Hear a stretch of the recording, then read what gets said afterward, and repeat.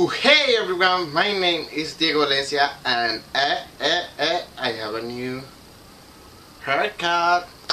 So today I'm going to do my July wrap-up. So I don't know where my Kindle is, where I read most of my books. So I'm going to put the book covers here in a side so you can see them. So the first thing that I read were two graphic novels, Saga Volume 2 and Saga Volume 3. I really love this graphic novel. The characters are so well done and are so fantastic and in this different world, but are so relatable and you just want to hug them, and it's amazing. The world, the concept, everything inside of the story is great. I don't going to go in deep on volume 2 and volume 3 in this wrap up because spoiler. The first book that I read was Pandemonium by Lauren Oliver, and oh my god, that book was amazing. 10,000 times better than Delirium. Amazing, amazing. You know Delirium, a dystopic world where the love is a disease? If you didn't enjoy Delirium, pick up Pandemonium because it's the best. The best of. I read a book that I have a physical copy of. It is The Book Thief by Marcus Zusak. It's really well known in this community. I gave it 5 of 5 stars. One of my favorites of all time because the characters are so lovable, and as you may know or not, The Book Thief is about this girl, Liesl, that is in the period of World War II, and she lives in Germany and she's living with a family that takes her because her mom was something that you need to figure out in the book, and the girl is a book thief and you're going to know why when you read it. Then I read The Sea in a Stone by Holly Black and Tony DiTerlizzi. He is Italian, that sounds like Italian. DiTerlizzi, I don't know how to pronounce it, but sounds like DiTerlizzi. I enjoyed this book as much as the first one. I think that the first one had more themes. I think that the series will be an awesome complete book of 500 pages, 300 pages, because the letters are huge, have drops, and it's really tiny. I read Lucinda's Secret, the third book, and the Spiderwick Chronicles, and I think that this book was better than the second one and better than the first one too, because this book is really different to the movie. The ending of the Butubaton, and the first book that I read was Miss Peregrine Home for Peculiar Children, and oh my god, I love that book. Amazing because the voice of Jacob is so well done. I love how he sound in my mind, what he was thinking, what he was doing. I enjoyed that point of view so much. A little bit about the plot.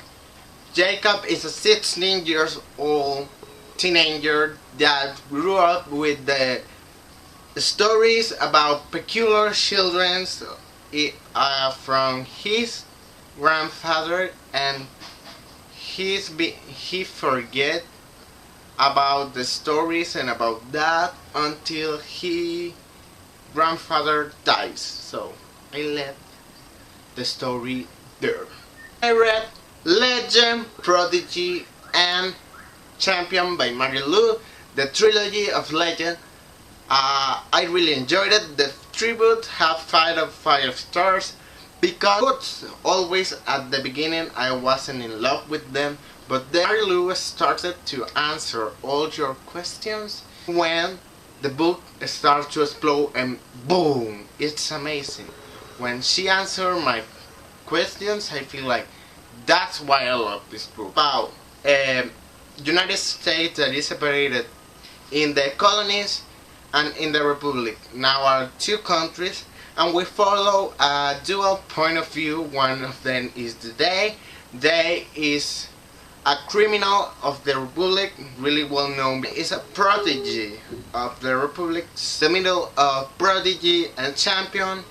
I read The Invention of Hugo Cabret. That I think that the book would be 10,000 times better for me if if I could have a physical copy of that book, but I don't have it. So this is about a kid that lived in a train station in Paris, and the plot is, for me, it's complicated to explain it. Then I feel that is better to get into it. Well, most of the people know the movie, but if you don't know the story of it, better go into it without knowing anything. But let's talk that is about movies. This kid that lives in the train station in Paris, and some things really fantastic. Then I read Fangirl by Rainbow Rowell, one of my favorite books of all times now. This book is amazing. It's about Cat that is a twin with Ren, I don't know how to pronounce the name, but Cat is a fangirl that is starting college, so it's a coming of age story. So I love coming of age stories that are related to college, because, well, one of my favorite movies is Pitch Perfect, that is in a college, and I enjoy it a lot watching movies about college. I don't know why, but this book is amazing. It's the first book that I read that is in a college, and she's a fangirl of Simon Snow, that is like how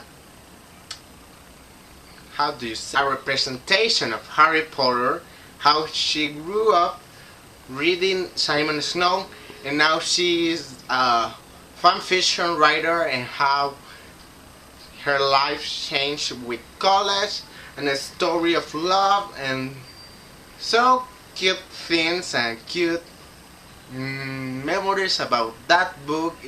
It's so cute. It's my heart. My heart is like boom, boom, boom. I think that Cat is so relatable to people that were born in the 90s. I think I end up this month reading a novella, because it's novellas just are fast paced. The one that I read was Glitches by Marissa Mayer, that is like the prequel to Cinder. That is the first book in the Lunar Chronicles, and this novella was released first than the books. So I really like to read the books for release date, but I think that this novella is really well done. It gives you that thing that you want to read more about the story of Cinder. This is a little taste of what Cinder is about, I think. So this is all for this month's wrap up. Thanks for watching. Really, thank you, because this channel is just starting. So, and if you want to talk to me, there's the comments, and there's my Twitter in the description. So yeah, peace out.